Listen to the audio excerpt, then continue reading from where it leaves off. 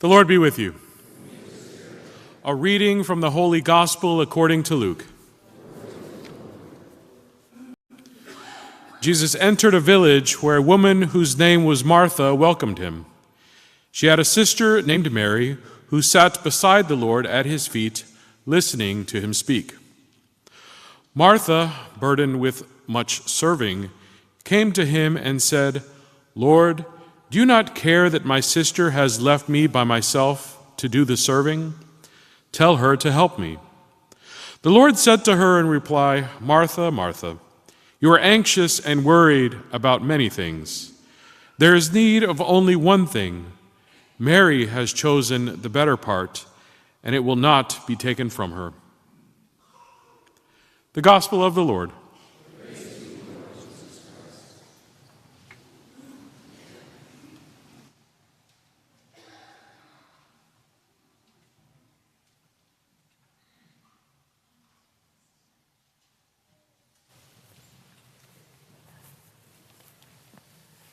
When I'm in my car driving, with two parishes, I do a little more driving these days too. When I'm in my car driving, if I'm not listening to 80s new wave music, 90s alternative rock, or early 2000s emo, don't laugh, I'm listening to Catholic radio. And two of the things I listen to frequently, other than Bishop Barron, are Catholic Answers podcast and the Call to Communion show, which is on EWTN radio. And I forget which one. I think it was on Call to Communion. Somebody asked, is it a mortal or a venial sin? They have callers call in. Is it a mortal or venial sin to miss Mass? And the host's answer, I loved it. He said, yes. So it was a good answer because it depends on the circumstances, as we know. But then the follow-up question there after that was, why do we have to go to Mass every week when the Bible doesn't say, Jesus never says you must go to temple every week? And the answer was actually a little more intricate there. It turns out that the requirement in our church to attend Eucharist, Mass, every week didn't come into play until the 1917 Code of Canon Law.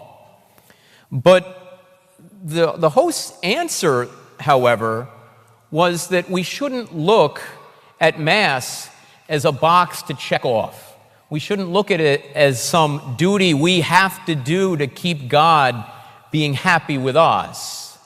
After all, based on those who identify as Catholic, only 10%, or just under 10%, attend Mass in the U.S. on a weekly basis. But instead, we should view the Mass as something we can do and should do, not because we're doing it to keep God happy, but we're doing it to participate in something great. This great invitation that God gives us each and every week to attend the feast, a representation of the greatest meal in human history, the one that Jesus shared with his best friends on the night before the Passion was to begin. And so this brings us in kind of a roundabout way to the gospel today. This is a gospel that throughout Christian history has kind of rankled some people. Because here we have Mary and Martha, and perhaps a little background on Mary and Martha. I think even more famous than Mary and Martha is their brother, a man by the name of Lazarus.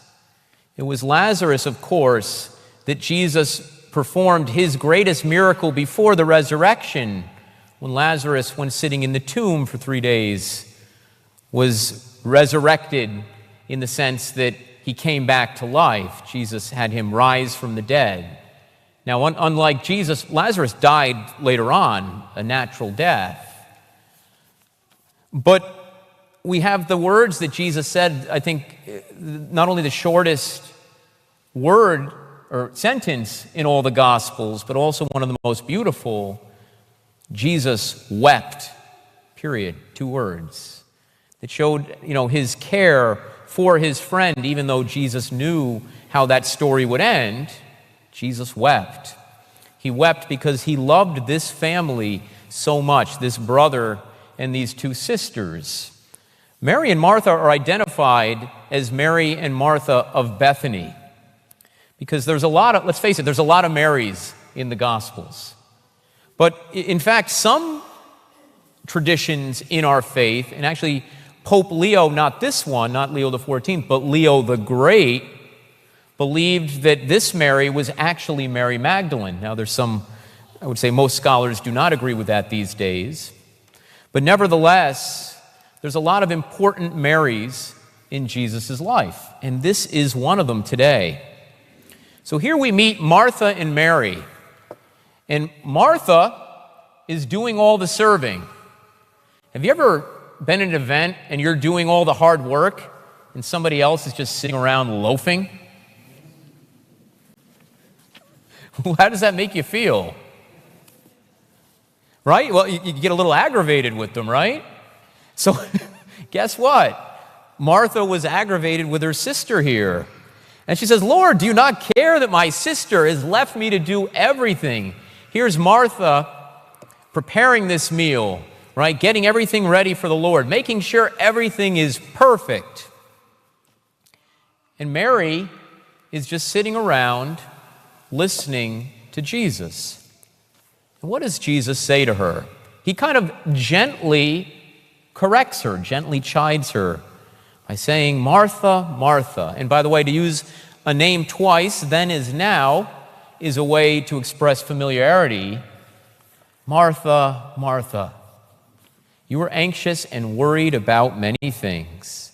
And then he says that Mary has chosen the better part. In other words, listening at the feet of the great rabbi, because she didn't know he was God at that point, was more important.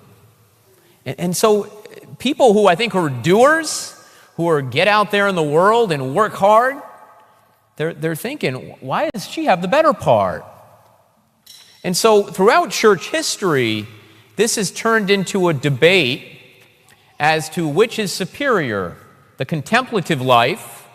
Think about the monks and the nuns who live in community and quite literally pray all day, or the active life, those that go out there in the world and do the work of social justice and helping the poor. And I think that framing of it, though it is a traditional framing, is a little bit misguided. Because whether we live the contemplative life, or I guess we could call it the apostolic life, we need to be contemplative in order to be fruitful when we are on mission. In other words, each of us, and I think depending on who I ask in this room, some of us might identify more with Martha, and some of us might identify more with Mary. But truly, to be an effective disciple of Christ in the world, we first need to be fed by Him in word and sacrament. Now, to be fed by Him in word, right now, the Mass has two basic divisions: liturgy of the Word and liturgy of the Eucharist. When we read the first and the second readings in the Gospel, as Kathy and Deacon Ed proclaimed today, that's the liturgy of the Word, and the homily is part of that liturgy of the Word as well. But then we come to the table of plenty, where we don't sit at the feet of the Lord, but something even more intimate than what our friend Mary here experienced, where we partake in essentially that Last Supper, we receive the same Christ in the Eucharist that His 12 best friends did. We aim to achieve intimate union with Christ by being invited to this feast, this table, and yes, this sacrifice. It is a both and. It is a meal, a table of plenty, but it is also a sacrifice. So then we can go out and be Martha in the world. But in order to be freed of our needless anxieties and worries, and we all have them to different degrees and about different things.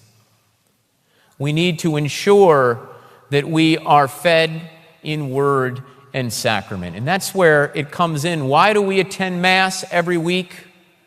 We don't attend it to make sure we don't have to go to Father in confession and say, I miss Mass on this date and that date and that date. We go to be fed. And we go to be fed in order to do good in the world. Friends, whether you identify more with Mary or Martha, we are called to be both Mary and Martha. So then we can be friends with Jesus like Mary, Martha, and Lazarus. He loved this family very deeply. He loves each and every one of you in this church today, and everyone watching on live stream, and everybody you like, and all your neighbors, all the people you don't like as well. Jesus loves us all. He calls us to communion with Him, and then He calls us to do like Mary and Martha, to listen to His word, and then to take action with it, to go out there in the world and be Christ-like to all we encounter.